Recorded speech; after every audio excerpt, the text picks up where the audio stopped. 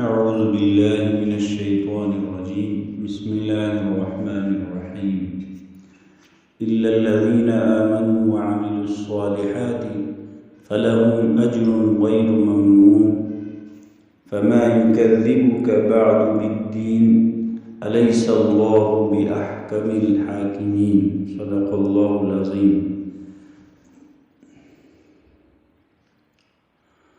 سورہ 3 کی کچھ آیات کا ترجمہ اس سے پہلے ہم نے ذکر کیا ہے۔ آج یہ کچھ آیات ہیں، ان کا آج یہ سبق ہے۔ إِلَّا الَّذِينَ آمَنُوا وَعَمِلُوا الصَّالِحَاتِ، مگر وہ لوگ جو ایمان لائے، وَعَمِلُوا الصَّالِحَاتِ، اور اچھے عمل کیے۔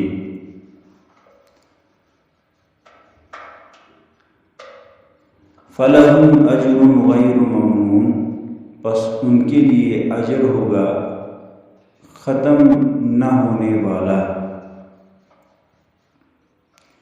اس آیت کریمہ کی تفسیر میں حضرات مفسرین کرام نے لکھا ہے کہ اگر کوئی آدمی جوانی میں، صحت میں نیکیاں زیادہ کرتا تھا اور پھر بڑھاپے کی وجہ سے یا کسی بیماری کی وجہ سے نہیں کر سکتا، تو اللہ تعالیٰ فرشتوں کو حکم دیتے ہیں، وہ اس کے نامِ اعمال میں وہ نیکیاں اسی طرح لکھ دیتے ہیں جس طرح وہ جوانی میں کیا کرتا تھا۔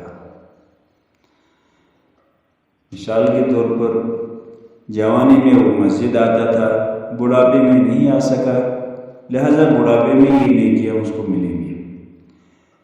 بیماری کی وجہ سے نہیں آ سکتا ہے، لہذا بیماری کے ایام میں بھی اس کو یہ نیکیاں گھر میں بیٹھے بیٹھے ملیں گی۔ اس کے آنے جانے کے ہر قدم پر جو نیکیاں لکھی جاتی تھی، اب اللہ تعالیٰ اس کو گھر میں بستر پر بیٹھے بیٹھے، بستر پر سوئے سوئے وہ تمام نیکیاں عطا فرمائیں گے۔ کہیں قرآن پاک پڑھنے کے لیے، درس سننے کے لیے آتا تھا، اس پر اللہ تعالیٰ ہر قدم پر 700 جو نیکیاں دیتے ہیں۔ اب بیماری ہے، بڑھاپا ہے، نہیں پہنچ پاتا ہے، وہ ساری نیکیاں اس کو اللہ پاک بستر میں عطا فرمائیں گے۔ فرمایا ہے مفسرین کرام نے، اس کو آپ اس طرح سمجھنا چاہے، اب یہ جو ہے یہ بڑھاپا، صحت اور جوانی، اس کو آپ اس طرح سمجھو، ایک ہوتا ہے پکا ملازم اور ایک ہوتا ہے کچا ملازم۔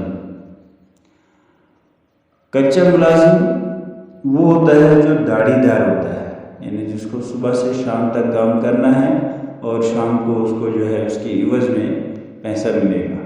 تو ظاہر سی بات ہے جب وہ کام کو آئے گا تبھی جا کے اس کی داڑھی ملے گی، کام کو نہیں آئے گا تو داڑھی نہیں ملے گی۔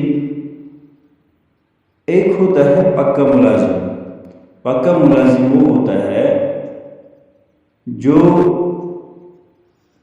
آئے پھر بھی تنخواہ، نہ آئے پھر بھی تنخواہ، یعنی چھٹی کے دنوں میں بھی اس کی تنخواہ چلتی ہے، بلکہ ریٹائر ہونے کے بعد بھی اس کو پینشن ملتی ہے، یعنی ریٹائر ہوتے وقت اس کو جو ہے اعلیٰ رقم سے نوازا جاتا ہے۔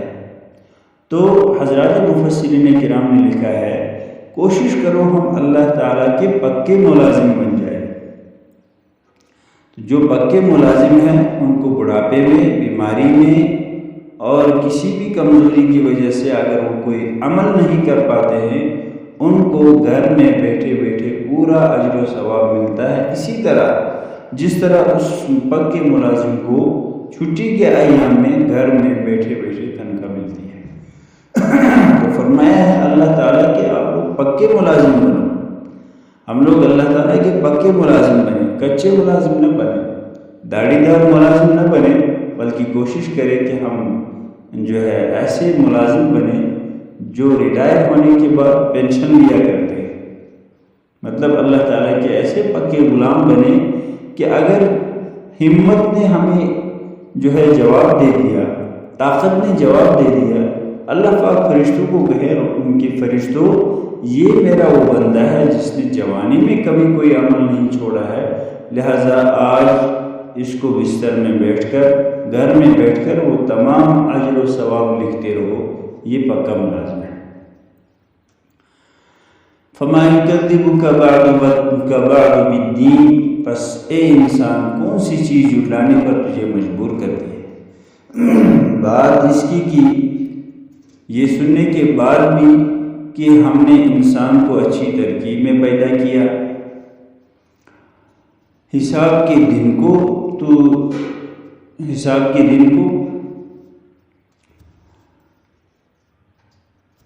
بدلے کے دن کو جھٹلاتے ہو اور کہتے ہو کہ قیامت نہیں آئے گی۔ یعنی کس چیز نے تمہیں مجبور کیا، کس چیز نے تمہیں جھٹلانے پر مجبور کیا بدلے کے دن کو؟ کیا تم یہ نہیں دیکھتے کہ ہم نے انسان کو اچھی ترکیب میں پیدا کیا ہے؟ اور کیا تم یہ نہیں دیکھتے کہ ہر چیز فنا ہونے کے بعد اللہ تعالیٰ اس کو دوبارہ کھڑا کرتے ہیں؟ اب قیامت کا آنا کون سی مشکل چیز ہے؟ جو رب پیدا کر سکتا ہے وہ دوبارہ لوٹا کیوں نہیں سکتا ہے؟ جس رب نے انسان کو عدم سے وجود میں لایا، وہ رب اس انسان کو وجود سے پھر سے وجود کیوں نہیں لا سکتا ہے؟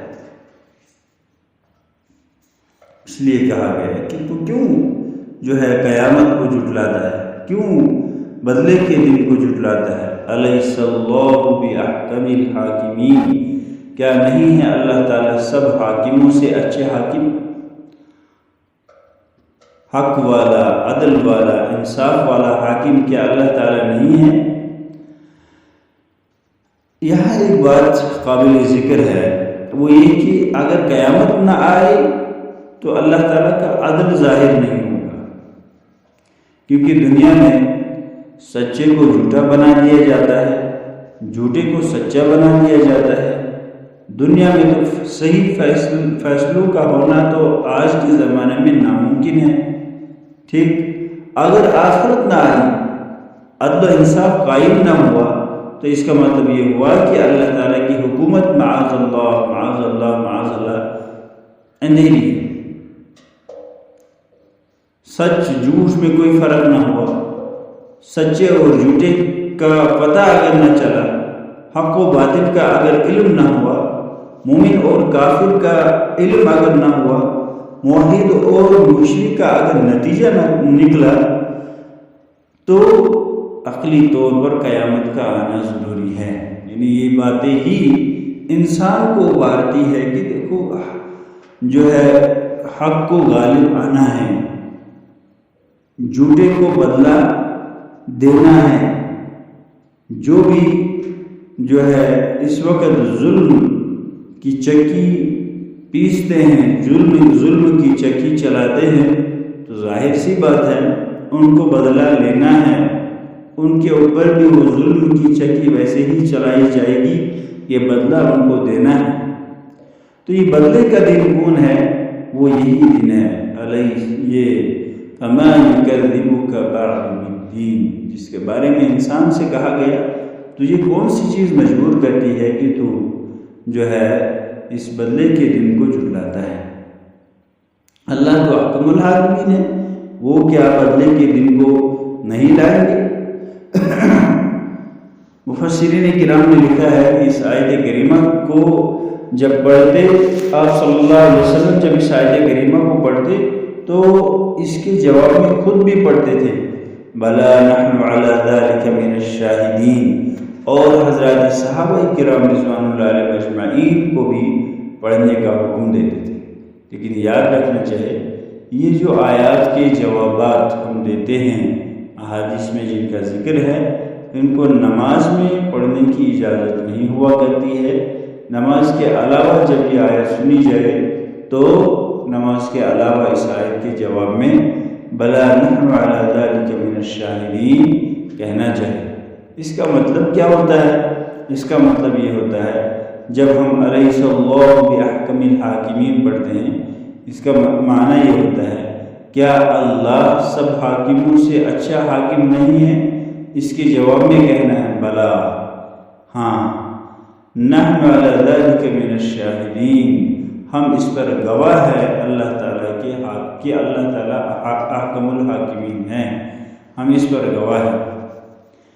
تو یہ جواب مفسرین کرام نے لکھا ہے نماز کے اندر اس کی اجازت نہیں ہے، البتہ نوافلی نماز میں تو بعض حضرات نے اجازت دی ہے نوافل میں، لیکن فرائض میں اس چیز کی اجازت نہیں دی ہے۔